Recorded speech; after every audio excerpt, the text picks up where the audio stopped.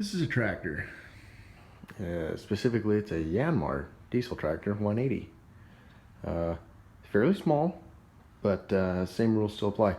So with this machine, if you were going to go out and use this rototiller, cultivator, or the brush mower, one of the most important things to keep in mind is how to properly attach the PTO and the slipcover, as well as if it had pneumatic hydraulic hose lines, you'd also connect those. This tractor does not because it's so small.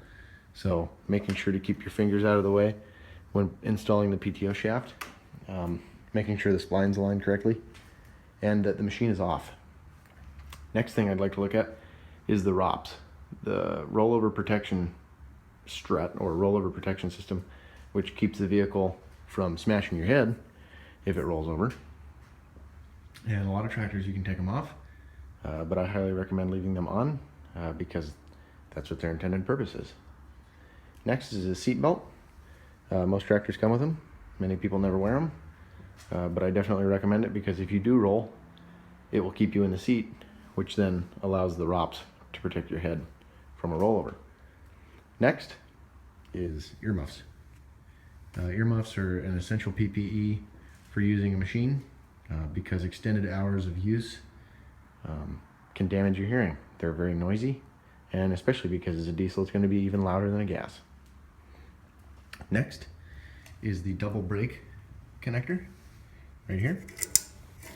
If you flip that out, you have a left brake and a right brake. If you put it down like it's in position now, you can stop fully with both front and left and right rear.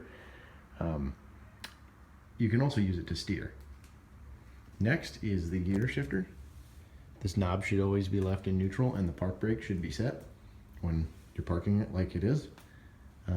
If you have to get off the machine, put it in neutral, set the park brake, shut the machine off. Same thing goes with the PTO. This is the PTO engage lever. When you're off the machine, should be off. When you're on the machine and you're using the PTO, turn it on. Don't ever want to leave it running and get off and try and check something because you can lose a finger. This is your throttle here. You can use this on flat, even ground, or uneven ground so you don't bounce, or you can use the foot throttle. Foot throttle is personally my favorite because you have more control, but not as fuel efficient.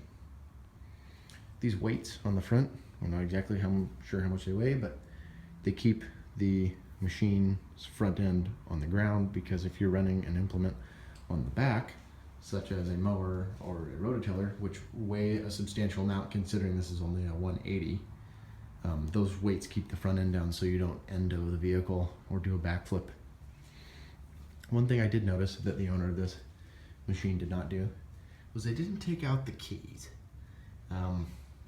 which is really interesting to me because you'd think that at a school setting they would remove the keys before they parked it. Lastly, one of the most important things that I've noticed with machines is tire pressure. For some reason, a lot of people don't like to fill tires with the correct amount of air pressure depending on muddy situations, rocky situations, depending on what you're doing. You need to really follow how much air you put in your tires because it keeps you safe. If you're in very sandy soils, you want to let a little bit of air out so you have better traction. If it's really rocky, you probably want a little bit more so that the chucks on the tires grab the ground better. Knowing more about your tractor is going to help you stay safe, as well as keep other people that are around you stay safe.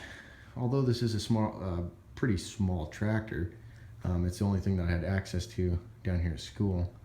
However, the rules about the seatbelt, the rollover protection, the earphones, the throttle, the brakes, the cables, the PTO shaft, the noise, the lead weights, those all apply to small as well as very large tractors. The larger the vehicle, the more safety standards there is going to be because they have a lot more options and implement devices.